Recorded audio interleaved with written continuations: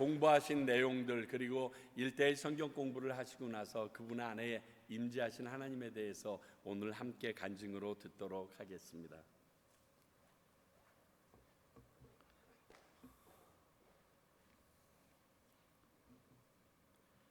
할렐루야. 먼저 1대1 성경 공부를 정말 무사히 마칠 수 있도록 해주시고 또 깨닫게 해주신 하나님 앞에 정말 감사드립니다. 그리고 저희들 참으로 많이 부족하지만 많이 인내하시고 또 잘 이끌어 주신 목사님께도 정말 감사드립니다.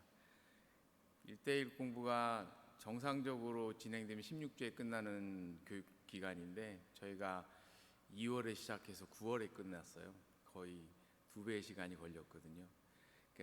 그간에 여러 가지 상황적으로 안 되는 일들이 많아서 계속 넘겼는데 정말 하나님께서 원하시고 도우셔서 이 1대1 공부가 정말 무사히 잘 마칠 수 있는 것 같아서, 그리고 그 기간 동안에 정말 저희들이 깨달은 것, 정말 많은 것들을 알게 하셨고 정말 그 시간들이 정말 감동도 많이 받았고 유익한 시간이었던 것을 여러분들과 함께 나누고 싶습니다. 그러니까 1대1 교육은 크게 3개의 주제로 나눠집니다. 첫 번째 만남, 두 번째 교제, 그리고 세 번째 성장인데요. 두 번째 만남은 그러니까 묵상을 다루는 내용인데 저희들 이미 함께 8주간 교육을 받았기 때문에 그 부분은 교육하지 않고 주로 이제 1번과 3번, 1번 만남 그리고 3번 성장을 서로 공부하고 나누는 그런 시간들이었는데요. 만남과 성장에는 16개의 소주제가 있는데 그 16개의 소주제들이 제목들이 전부 다 첫 번째 만남, 두 번째 만남, 이런 식으로 계속 만남으로 제목들이 이루어져 있습니다. 그러니까 그 만남이라는 제목을 가지고 있는 것, 그리고 이 교재에서 이야기하는 만남, 제 개인적으로는 그 만남의 의미가 예수님과 만나는 그런 가장 중요한 키워드였습니다. 그러니까 첫 시간으로 기억합니다. 목사님께서 저에게 질문하셨어요. 예수님이 누구라고 생각하십니까? 와 예수님을 인격적으로 만나셨습니까? 였습니다.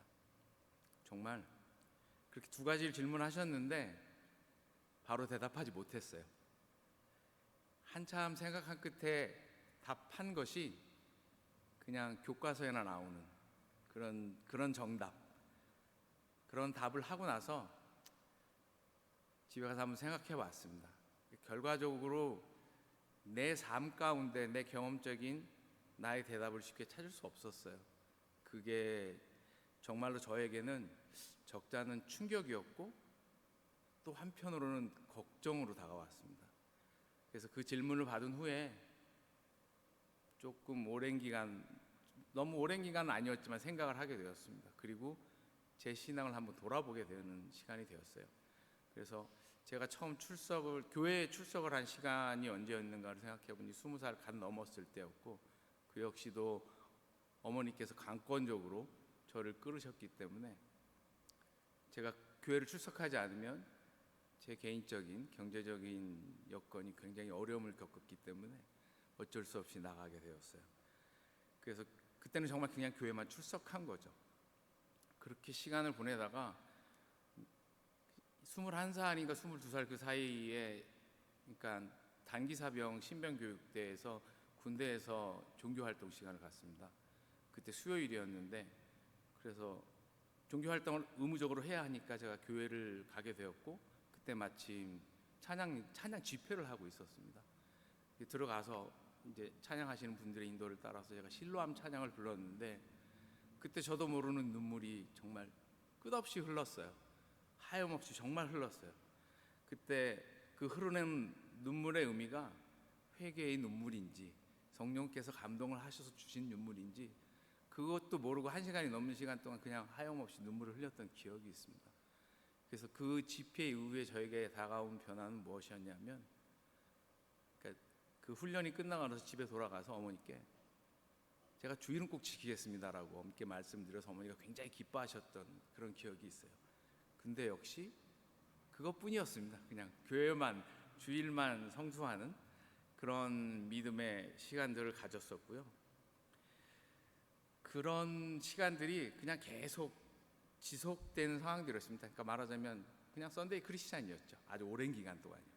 과테말라 와서도 마찬가지였고요. 그리고 결혼을 하고 그나마 영적으로 저보다는 좀 더 각성되어 있는 유집사가 저를 그래도 많이 이렇게 개발시키려고 뭐 가정 예배도 한번 드려보고 생명의 말씀 큐티도 해보고 그다음에 여러 목사님들의 설교도 유튜브를 통해서 들어보고 했지만 그 영적인 가람을 채울 수 있는 것은 없었어요. 제 기억에는. 그리고 더 이상의 변화도 없었고요.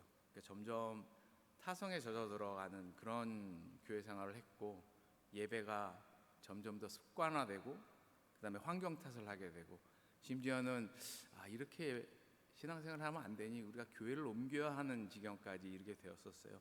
그런데 지나서 알았지만 하나님께서 그걸 원하시지는 않으셨어요. 그래서 계속 붙들어 두셨어요. 저희들을 이 교회에.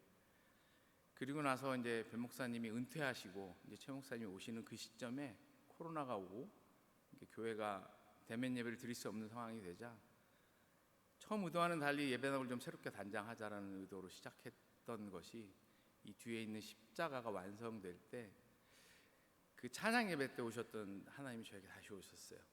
오셔서 저를 정말 뜨겁게 만져주셨어요. 근데 그때 제가 무엇을 해야 하는지 그 하나님 앞에 어떻게 다가가야 하는지 알지 못했지만 그 뜨거움은 정말 저에게 다시 오셨어요. 그렇게 그 뜨거움을 기억하면서 붙들면서 가려고 하는데 그래도 막연하게 주님과 저와의 거리는 좁혀지지 않았어요. 그러니까 거의 한 30년 동안을 주님은 저와 교제하기를 원하셨는데 제가 그걸 어떻게 교제해야 되는지 제가 어떻게 마음을 열어야 되는지 정말 알지 못했고 그 방법조차도 몰랐던 것 같아요. 그런데 그 막연하게 느껴진 하나님과의 거리를 좁히는 방법을 알게 된 게 묵상 교육을 하고 그 묵상 교육을 통해서 제가 억지로나마 그 묵상을 실천하게 하시고 그 다음에 1:1 교육을 통해서 정말 확고하게 제가 하나님을 어떻게 만나야 하는지 또 하나님께 어떻게 다가가야 하는지를 해답을 찾았습니다. 정말 그 1년이라는 어찌 보면 짧지만 또 어찌 보면 그 긴 시간 동안 제가 경험한 하나님을 만나는 방법 또 하나님께 다가가는 방법은 제가 어떻게 형용할 수 없는 그런 기쁨을 주었고요. 다른 깨달음을 주었어요. 그러니까 30년 동안 저를 기다려 주셨던 주님께 첫 발을 내딛는 그런 방법이었고 정말 그런 놀라운 변화를 저에게 가져다 줬어요. 정말 저에게는 세상에 어떤 것과도 바꿀 수 없는 그런 소중한 가치였습니다. 정말 그 오랜 기간 동안 나를 찾아와 주셔서 나와 교제하시기를 원하시는 하나님 앞에 저는 그분을 외면했던 거예요. 주님이 얼마나 답답하고 힘드셨을까 하는 생각까지 가게 돼서 그분께 정말 죄송할 마음뿐이었어요. 이제 나의 가치 기준이 세상의 하나님 기준으로 조금씩 변해가는 제 모습이 저조차도 어떨 때는 좀 신기할 때가 있어요. 하나님 말씀에는 정말 힘이 있고 능력이 있고 매일매일 그 능력이 새롭게 저에게 다가오는 것을 정말 매일같이 고백하는 그런 하루하루를 지금 살고 있습니다. 이제서야 정말 조금씩 주님 앞에 한 걸음씩 다가가고 있는데 하나님께서는 저에게 정말 감당 못할 기쁨을 주고 계세요. 정말 서로 나눈 얘기가 있지만 제가 어찌 보면 젊죠. 50 초반이니까 이제 50 됐으니까. 근데 그럼에도 왜 이전에는 이걸 몰랐을까 하는 그런 아쉬움이 있어요. 정말 30대 때 그걸 알았으면 얼마나 더 많은 기쁨이 있었을까, 얼마나 더 많은 하나님의 비밀을 알았을까 이런 생각이 있어서 아쉬움도 있지만 이제서라도 하나님께서 그 마음을 저에게 주셔서 정말 하나님 앞에 정말 말씀대로 사는 삶, 또 나를 비워내고 하나님의 말씀으로 나를 채우는 그런 예수 그리스도와 동행하는 삶, 그것이 진정한 기쁨이고 또 행복이고 그것을 알게 해주신 하나님께 다시 한번 감사드려요. 그리고 이제라도 그 귀한 비밀을 알게 해주신 하나님께 다시 감사드리고 또 감사드리고 온 마음 다해 주님 사랑한다고 이 시간 주님 앞에 고백드립니다. 감사합니다.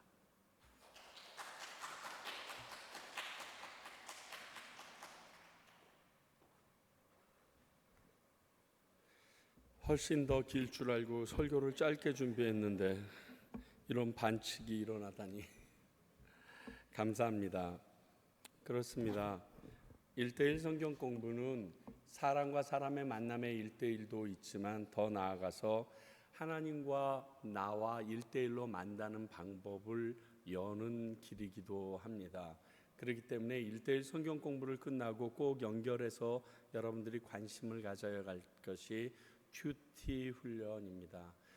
매일 하면 정말 좋겠습니다만 안 돼도 이틀에 한 번 정도씩이라도 내가 그분을 말씀을 통하여 만나는 시간을 여러분들이 가지면 지금까지 공부했던 그 1대1의 모든 내용들이 그 말씀 안에서 다시 살아서 움직이게 되거든요.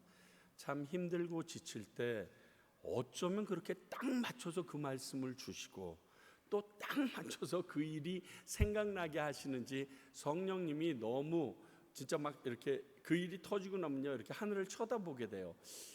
진짜 살아계신가? 살아계시구나. 와, 이럴 수가. 이런 느낌이 들게 해주는 부분입니다. 하여간 너무너무 수고하셨습니다. 사실 4개월 동안 성경 공부한다는 것이 쉽지 않습니다. 자기 시간 중에 2시간 정도, 길 때는 그 이상의 시간을 빼놔야 되고 매일 같은 시간에 모여야 되고 하는 것이 쉽지 않은데 투자할 만한 가치가 여러분들에게 어마무시 많다는 것을 다시금 말씀드리겠습니다. 참 기가 막히네요. 오늘은 만남에 대해서 얘기했는데 오늘 내용도 만남에 대한 부분이 없지 않아 있네요. 오늘 성경의 인물은 두 사람입니다. 구레네 사람 시몬과 아리마대 사람 요셉, 이 두 사람에 대해서 좀 함께 살펴보려고 합니다. 한 사람 한 사람 살피려면 또 할 말이 많지만 같은 공통점과 큰 차이점이 있길래 이분들을 함께 살펴보면 우리들에게 큰 도움이 될까 해서 그렇게 만들어 봅니다. 잘 아는 것처럼 구레네 사람 저 시몬은 예수님의 십자가를 대신 지었던 사람으로 유명한 사람입니다. 또 이 아리마대 사람 요셉이라는 사람은 예수님을 위하여 자신이 사두었던 아주 좋은 무덤, 바위에 굴을 판 그 좋은 무덤을 제공한 사람으로 되어져 있습니다.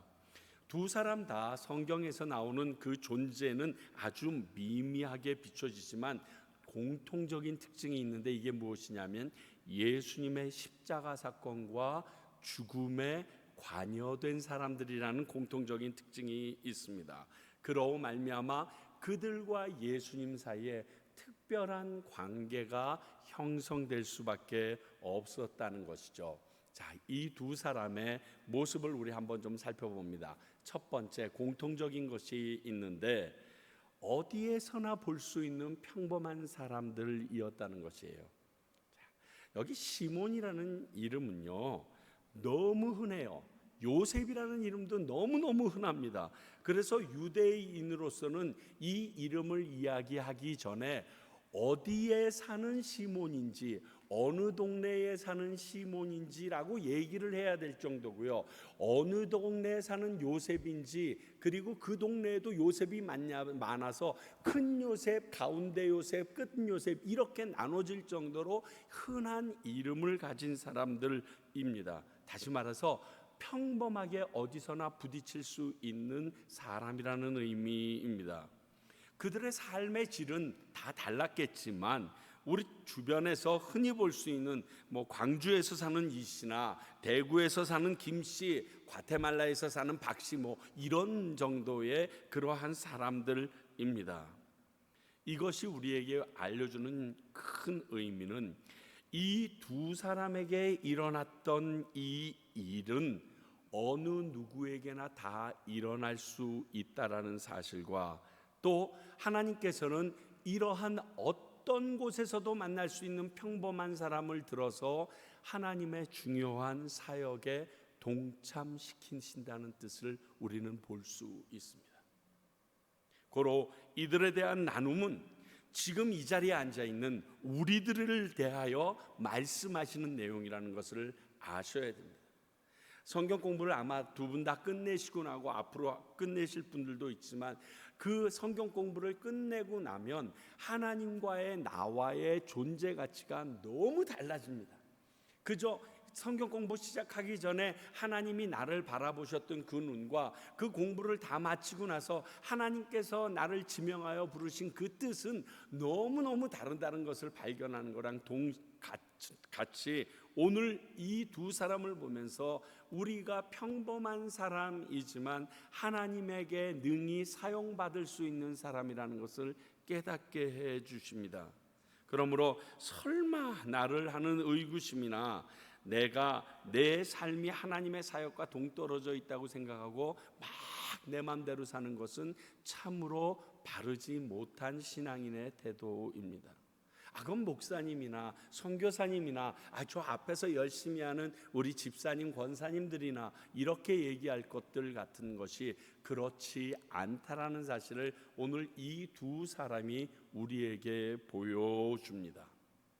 두 번째, 이 두 사람의 다른 부분이지만 공통적인 부분인데 아까 말씀드린 것처럼 예수님의 죽음과 관련되어 있다는 공통점이 있습니다.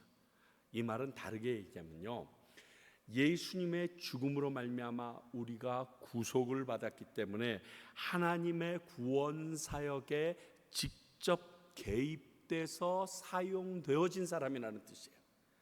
여러분, 예수님의 사역이 얼마나 중요한지, 구원 사역이 얼마나 중요한지 여러분 아실 것입니다. 그러므로 이 두 사람이 정말 스치듯 미미하게 보여진 그 사건이 어마무시하게 중요한 사역이라는 것을 이야기하고 싶습니다. 근데 이 중요한 사역에 들어간 사람들의 모습은 정반대의 모습과 같았습니다. 첫 번째 구레네 시몬의 같은 경우는요, 본인의 의지와 상관없이 거의 억지로 십자가를 졌습니다.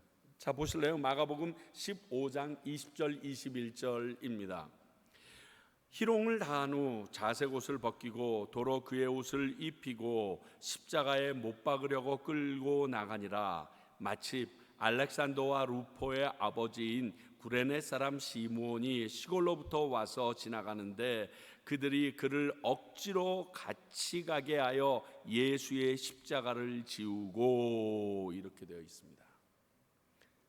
자, 예루살렘에서 약 800마일, 1300km 정도 떨어져 있는 아프리카의 구레네에서 유월절을 지키기 위하여 디아스포라 유대인 중에 하나였던 이 유대인이 어쩌면 나면서부터 유대인이 아니었을 수도 있고 혼혈일 수도 있고 그곳에서 하나님을 경험해서 유대인이 됐을 수도 있는데 어찌되었든 그가 예루살렘까지 800마일 1300km를 와서 유월절을 지키고자 했던 신실한 유대인입니다. 1년에 3번 정도는 모든 유대인들은 예루살렘에 오라고 하였기 때문에 그 말씀을 지키기 위하여 그 먼 거리에서 왔던 사람입니다. 그가 예루살렘에 온 목적은 그것입니다. 출애굽의 어린 양의 피로 구원받은 유월절 절기를 지키기 위하여 왔는데 그날 진짜 유월절의 어린 양이 되신 예수님을 직접 만난 겁니다. 예전에 우리 선조들이 그 일로 인하여 자유함을 얻게 되었던, 지금 내가 자유함을 얻을 수 있는 근거가 되는 어린 양 예수를 직접 만나는 축복을 받은 겁니다. 결국 이로 인해요 그는 예수님을 알고 믿게 되었다는 데 증거가 있습니다. 뿐만이 아니라 그의 아들들도 예수를 믿어 기독교인이 되었고 초대 로마 교회에서 굉장히 중추적인 역할을 했음이 로마서 16장 13절에 나옵니다. 주 안에서 택하심을 입은 루포와 그의 어머니에게 문안하라. 그의 어머니는 곧 내 어머니니라. 그러니까 로마서에서 이야기하는 마지막 인사 중에 하나인데요, 그 로마의 교회 중에 루포라는 사람이 있었는데 이 루포가 어떻게 예수를 믿게 되었느냐, 그 아버지로 말미암아 되었다는 것이 우리가 충분히 유추해 볼 수 있습니다. 이 얼마나 놀라운 하나님의 섭리이며 역사인지 모릅니다.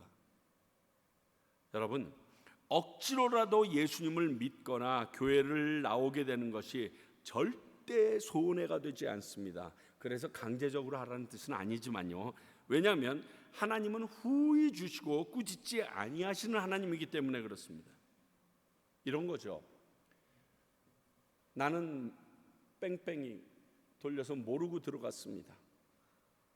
대학에 그 학교가 좋다고 그래서 그 학교 정도는 그래서 열심히 공부해서 들어갔는데 미션 스쿨이야.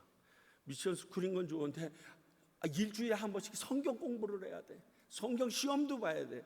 그리고 일주일에 한 번 내지 두 번씩, 어떨 때는 세 번씩 채플 시간이 있어서 들어가서 그것을 예배를 보지 않으면 졸업이 안 돼. 그래서 할 수 없이 대출해서 들어가다가 어떤 때는 혼자 그냥 들어갔다가 그곳에서 갑자기 하나님을 만납니다. 아니, 하나님을 못 만났을 수도 있어요. 그런데 후에 시간이 지나서 그때 배웠던 그 성경 말씀들과 그때 들었던 그 채플 시간의 말씀으로 인하여 다시 회복되어져서 주님께 나오게 됐다라는 간증은요, 어마무시 많이 들었습니다.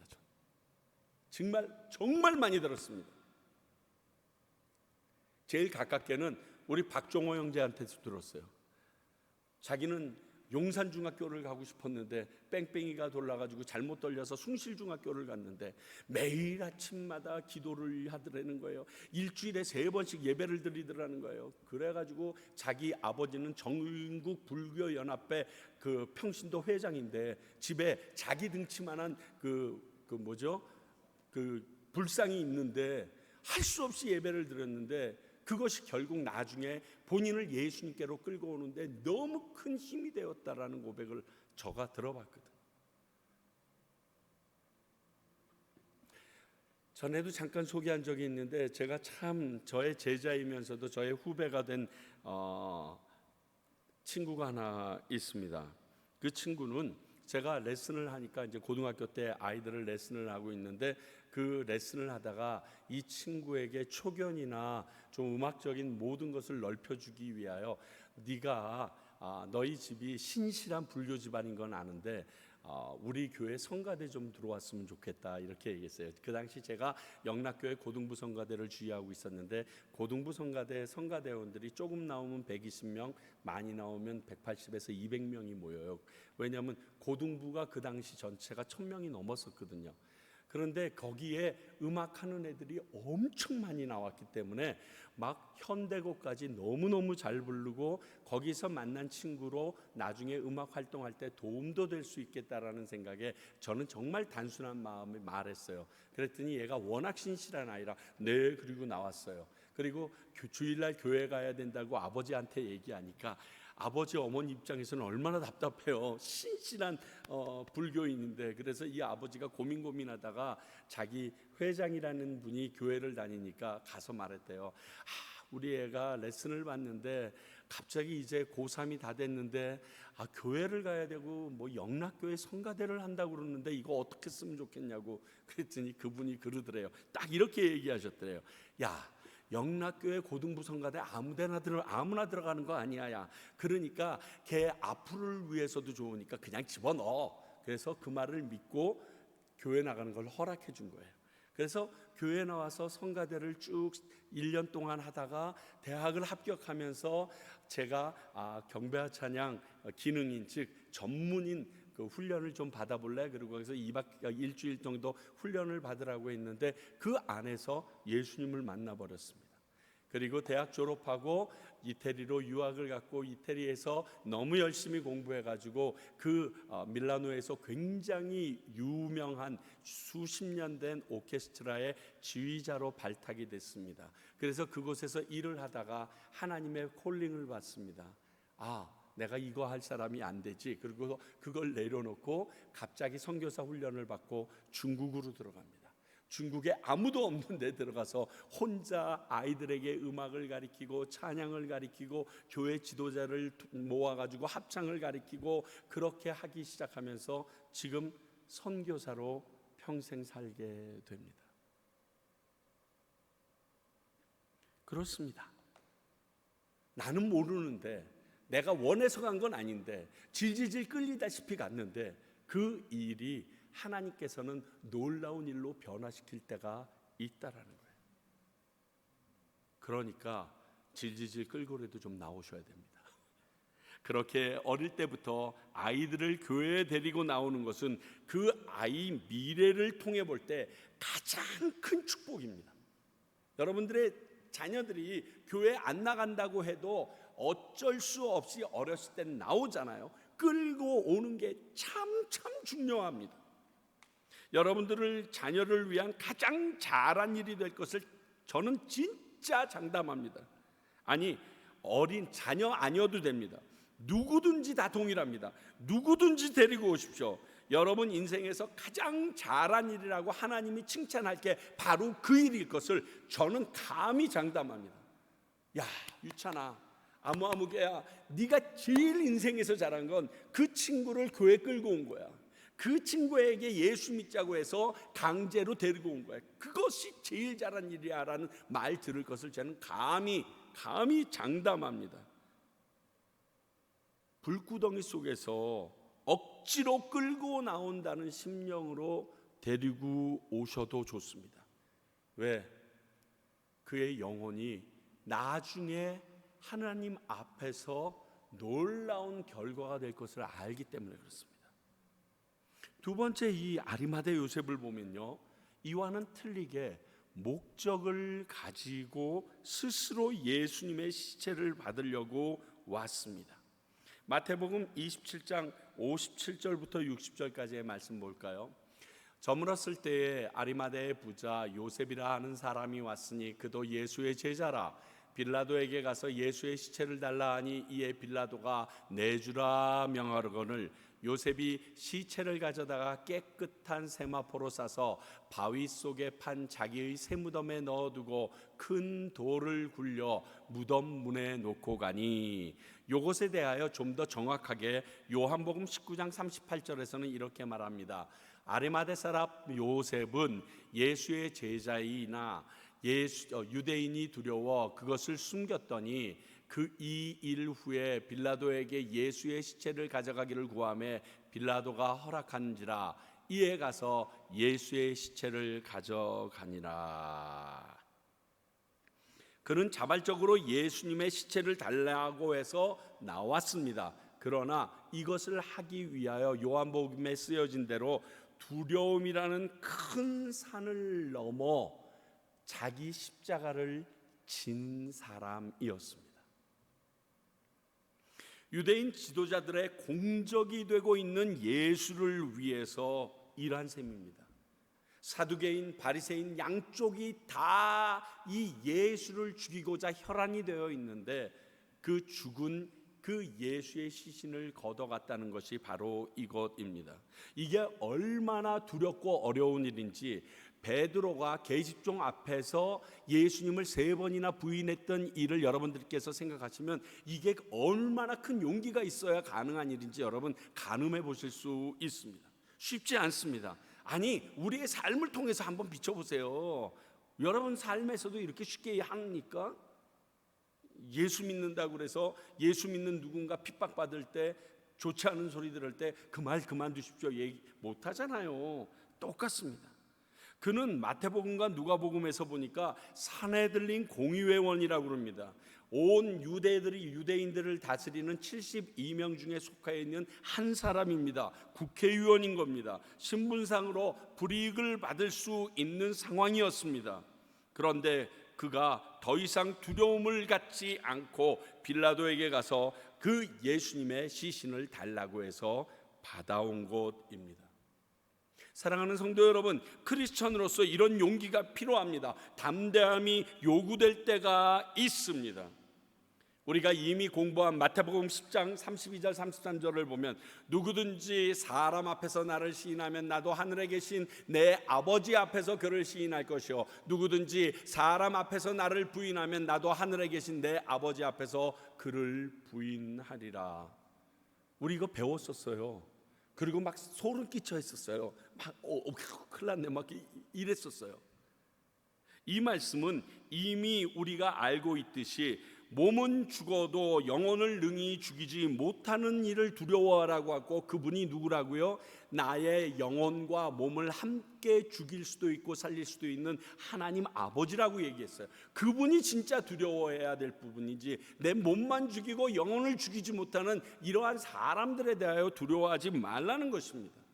오늘 그가 드디어 이 아리마대 요셉이 이 말씀을 실천해냅니다. 아까 읽은 요한복음 19장에서 보니까 유대인이 두려워 예수님의 제자이나 그것을 숨겼더니, 예수님이 죽고 나니까 그가 용기를 내어서 그 시신을 달라고 얘기합니다.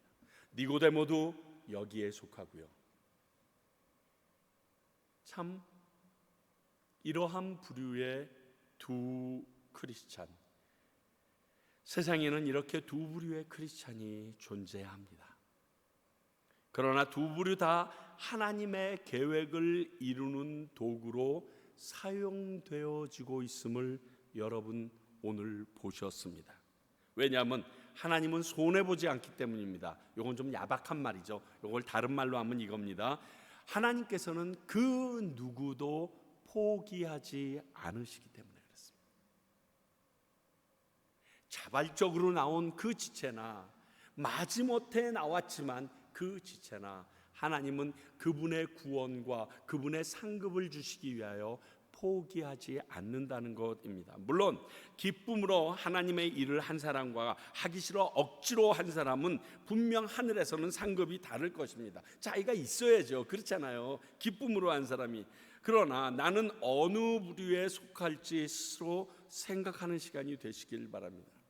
목사님, 그런 거 상관없어요. 그냥 천국에만 가면 되지 뭐 무슨 상급. 이 다음에 갔는데 남들 하나씩 다 쓰고 있는데 나만 지금 개털 모자 하나 쓰고 있으면 진짜 어떠시려고 그래요, 여러분? 그 개털 모자 10년 쓰는 거 100년 쓰는 게 아니라니까요. 1000년 만년 써야 된다니까요. 어떡하시려고 그러세요? 여러분, 하나님의 일을 맡게 되고 하나님의 사람으로 살게 될 때 그 하나님의 향한 일, 하나님과 관련된 일에 대하여 기쁨으로 하실 수 있기를 바랍니다.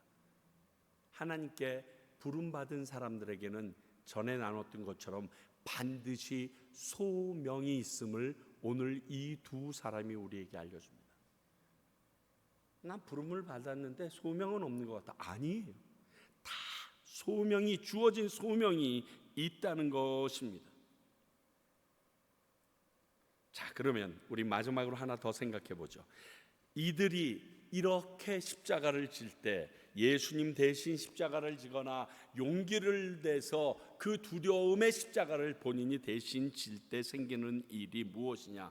두 가지가 보이는데요. 첫 번째는 예수님과 깊은 교제가 생깁니다. 관계가 형성이 됩니다. 이전까지는 귀로만 들었습니다. 예수. 근데 이제는 그분과 내가 직접적인 관계가 형성이 됩니다. 아는 사람이 됩니다. 시몬은요, 예수님의 거친 호흡 소리와 그 고통으로 힘겨워하시는 모습을 직접 옆에서 목격합니다. 또 골고다에 달리시면서 하신 말씀과 죽으심까지 그 누구보다 생생하게 경험하게 된 유일한 사람이 되었습니다. 그렇지 않아요? 성경에도 기록할 수 없어요. 왜? 그 성경을 적은 저자들이나 12제자가 예수님이 십자가를 메고 골고다 그 골목을, 그 골고다의 길 비아돌로로사를 올라가는 길에 아무도 근처에 갈 수도 없었어요. 그런데 유일하게 구레네 시몬은 그 예수님과 함께 십자가를 나눠지면서 그 예수님의 그 숨소리와 그 피투성이 되어 있는 얼굴을 비비면서 갈 수 있었어요. 그때는 싫었을 거예요. 구역질 났을 수도 있어요. 해필이면 나 오늘 6월절 지키려고 깨끗하게 하고 왔는데 이 사람 때문에 정결례 또 다시 치러야 되나 하는 그러한 부담감이 있었을지 몰라요.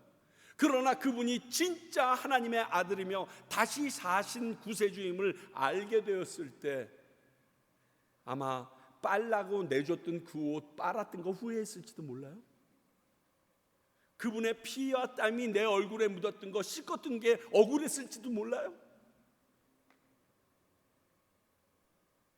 이를 통해서 이 구레네 시몬이 예수님과 엄청나게 친밀한 관계가 되었다는 것은 두말할 나위가 없죠. 그 상황까지 같이 가봤는데, 아리마대 요셉은 그가 했던 이 행동은요, 12 제자들도 하지 못한 행동이에요. 다 도망가 버렸잖아요. 요한 제외해놓고. 예수님의 시신을 직접 거둔 엄청난 경험을 합니다. 뿐만 아니라 이사야서 53장에 예수님께서 메시아가 부자의 묘실에 들어가겠다고 했는데 그 부자의 묘실의 주인공이 본인이 됩니다. 뿐만이 아닙니다. 저는 진짜 소름 끼치는 건 이거예요. 예수님의 시신을 직접 만지고 목도한 사람이에요. 예수님의 12제자 중에 유일합니다. 아무도 없습니다. 이 사람밖에 없어요. 아리마대 요셉 있을 수도 있겠네요. 그리고 니고데모 있을 수 있겠네요. 그러면 이 예수님이 다시 살아나셨을 때 예수님이 죽으신 후에 살아났다는 것을 증거하는 그 세기와 믿음이 다른 12제자들이랑 비교했을 때 이 아리마대 요셉을 따라갈 사람이 있을까요? 없죠. 나는 차디찬 죽어있는 그 시신을 만져봤어. 예수님이 완전히 죽었었어. 그래서 내 새 무덤에다가 앉혀놓고 그분을 바라보고 나올 때 정말 마음 아파했어. 그런데 살아난 다음에 봤거든. 그분은 이것을 증언할 때 다른 사람과 레벨이 다를 거예요. 아마 입에서 침을 튀기면서 쓸데없는 소리 하지 마. 내 무덤에 들어가셨던 분이야. 내가 직접 모시고 들어갔었어. 내가 세마포로 쌌다니까. 이같이 예수님이 우리에게 주신 십자가를 지는 사람들은요, 예수님과의 귀한 관계가 형성될 뿐만이 아니라 그분을 경험하는 제자로서 삶을 살 수 있는 능력을 얻게 됩니다. 얼마나 담대하겠어요, 여러분. 우리 방언 하나만 받아도, 내가 기도한 내용 하나만 이루어져도 내가 세상에 하나님이랑 제일 친한 것처럼 그렇게 행동하고 말하는데, 아니 뭘 못하겠어요. 그게 하나님께서 그들에게 주신 자기 십자가를 지었기 때문에 이전과는 다른 그분과 더욱 친밀한 관계가 되었다는 것입니다. 또 하나, 십자가를 우리가 질 때 생기는 일, 저는 이것이 더 간절히 소원하는데, 예수님과 발을 맞춰서 나갈 수밖에 없게 됩니다. 이거는 뭐냐면 예수님의 사역을 하는데 그분의 걸음걸이 속도를 맞출 수 있다는 거예요. 하나님의 구원 사역을 하는데 하나님의 생각과 예수님의 뜻과 같은 속도, 같은 방향으로 나갈 수 있게 된다는 거예요. 이거 되게 중요합니다. 왜냐면요, 그분보다 먼저 나가면요 교만이에요. 또 먼저 나갔기 때문에 그 일에 하나님 없이 일할 수도 있어요. 주님은 지금 안 가고 있는데 나 혼자 갔어. 그리고 난 열심히 일해. 근데 거기엔 주님이 안 계셔. 이럴 수 있잖아요. 나는 열심히 일했는데 하나님 없이 일하는 게 될 수 있어요. 늦게 간다? 이 늦게 간다는 건 주님께서 저만큼 갔는데 부르는 거예요. 안 가고 있는 거예요. 뭐죠? 게으른 거예요. 뒹굴뒹굴 부르는 거예요. 대부분 많은 크리스찬들이 사역자는 앞에 부분이고요, 그리고 일반 크리스찬은 이 뒷부분이에요. 사역자들은 뭔가 남기기 위하여 먼저 예수님보다 먼저 가가지고 예수님이 없고요, 또 일반 성도님들은 하도 그냥 하라고 목사님들이 그래도 하기 싫어가지고 막 이러다가 나중에 질질 끌려가서 너무 게을러가지고, 주님은 저기 가 계시는데 나 부르고 있으니까 지금 내 옆에는 그분이 없잖아요. 난 지금 하나님의 일을 하는 것 같고 하나님과 함께 있는 것 같은데 하나님은 안 계셔. 이미 저기 가 계셔. 둘 다 하나님과 관계 없어진다라는 거예요. 그리고 그 자리에서 나는 열심히 일합니다. 하나님 일한다고. 하나님이 이미 가셨는데 저쪽에. 시몬은요, 예수님보다 먼저 걷고 싶어도 걸을 수가 없었어요. 그렇지 않아요? 예수님이 지쳐서 쓰러지시면, 그리고 자빠지시면 그 보폭에 맞추어야 됐어요. 여러분, 패션 오브 크라이스트를 보게 되면 예수님과 함께 십자가를 지고 가다가 예수님이 휘청하고 쓰러지니까 예수님 잡으려 쓰러지는 십자가 붙잡으려 해서 본인도 휘청거리며 예수님 쓰러진 자리에 같이 쓰러집니다. 그럴 수밖에 없어요. 그걸 구레네 시몬은 경험한 거예요. 너무 답답해서 예수님 빨리 갑시다. 안 돼. 그분의 속도에 맞춰야지만 되는 거예요. 아리마대 요셉 똑같죠. 시신을 거둔 일을 먼저 하고 싶은데 예수님이 안 죽었어. 그럼 못 거둬요. 예수님이 돌아가신 다음에야 시신을 거둘 수 있는 거예요. 그분이 죽은 후에야 비로소 하나님의 놀라운 일을, 그의 목숨을 버림으로 말미암아 그 다음에 내가 해야 될 일을 할 수 있는 게 아리마대 요셉의 모습이에요. 우리가 십자가를 질 때 비로소 그분의 속도를 알게 됩니다. 그분이 어디에 계신지 느끼기 시작합니다. 그분이 함께 걷고 있기 때문에 그분보다 먼저 갈 수 없어서 기다리거나, 아니면 그분이 먼저 가셨기 때문에 달려갈 수 있게 됩니다. 이것이 십자가를 지는 사람들에게 나오는 가장 큰 유익이라고 생각합니다.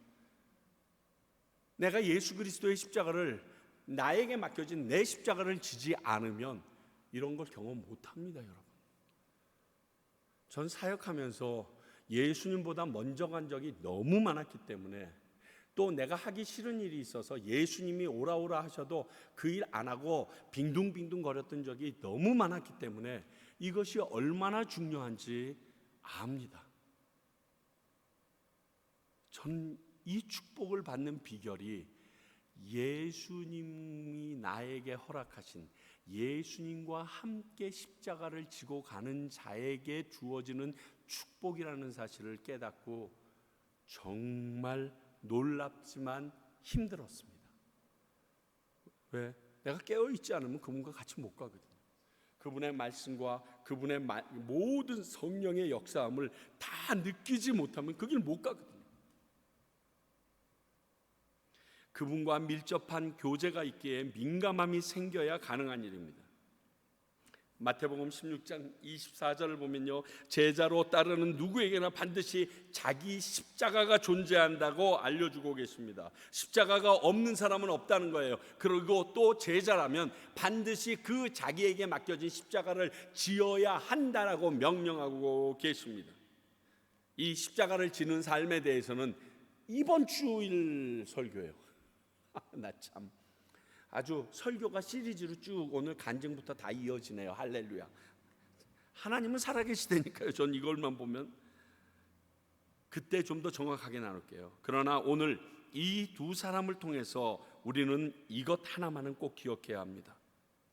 자기 십자가입니다. 내가 져야 할 십자가입니다. 십자가라는 것은 힘들고 어렵고 고난스럽다는 것을 의미합니다. 십자가가 진짜 요즘 세상이 좋아져서 금으로 만들고 막 다이아 박아놓고 이러지, 십자가는 그런 거 아니에요. 여러분, 어디 교수대에다가 다이아 받아놓은 교수대 목에다가 걸고 귀걸이 하고 다니는 사람 봤어요? 그렇지 않아요. 전기 의자 이렇게 목에다가 걸고 안 다니잖아요. 근데 이 십자가는 고난을 상징합니다. 정말 찬양의 가사처럼 험한 십자가입니다. 그러나 반드시 지고 가야 하는 것이 우리 성도로서의 본분입니다. 이거 기억하십시오. 오늘 이 두 사람이 그 힘든 것을, 본인의 의지는 없었지만 그리고 본인의 의지로 그 모든 것을 이뤄낸 두 평범한 사람입니다. 그러므로 말씀하십니다. 사랑하는 평강교회 식구들아, 성도들아, 너희도 능히 할 수 있으며 너희에게 주어진 그 십자가 지고 걸어가지 않을래? 이 음성을 듣고 바로 반응하는 저와 여러분이 되시기를 소원합니다. 기도하겠습니다. 하나님 아버지, 오늘 구레네 시몬과 아리마대 요셉을 통하여 또 하나님이 주시는 귀한 묵상 듣습니다. 우리에게 주어진 십자가가 있는데 그것이 십자가임을 알기에, 고통과 힘든 것을 알기에 항상 피하고 싶어 했습니다. 그리고 피할 수 있는 것뿐만이 아니라 외면해버리고 싶어 했습니다. 그래서는 하나님께서 말씀하신 제자가 될 수 없으며 하나님의 그 놀라운 사역에 동참이 불가능하다는 것도 깨닫게 됩니다. 주님, 억지로라도 저를 십자가 지게 하시고 끌어가 주시옵소서. 그리하여 주님의 숨소리를 듣게 하시고 주님의 말씀을 듣게 하시며 주님의 그 고통에 함께 동참하는 저희들의 눈물이 뿌려지게 하여 주시옵소서. 주님의 나라에 이르렀을 때 내가 그때는 하기 싫어서 했지만 그로 말미암아 주님을 경험했습니다라고 고백하는 주의 백성들이 되도록 자발적으로 할 수 있는 그 마음을 주시고, 그리고 그 하나님의 은혜에 감사하는 저희들 되어지도록 만들어 주시옵소서. 지금은 우리 주 예수 그리스도의 은혜와 하나님 아버지의 크신 사랑과 성령님의 역사하시고 말씀하여 주심이 오늘 평범한 사람들이지만 하나님의 놀라운 계획과 경륜에 따라 자기 십자가를 지고 갔던 그들처럼 나도 나의 십자가를 지기를 소망하고 능히 지겠다고 말하는 주님의 귀한 백성들과 과테말라 땅 가운데 짊어져야 될 십자가가 있어서 세워주신 이 평강교회와 그 십자가 지는 일이 얼마나 영광의 길인지 수많은 영혼들에게 오늘도 나가 복음을 전하고 있는 선교사님들 위에 이제로부터 영원히 함께 하시기를 간절히 축원하옵나이다.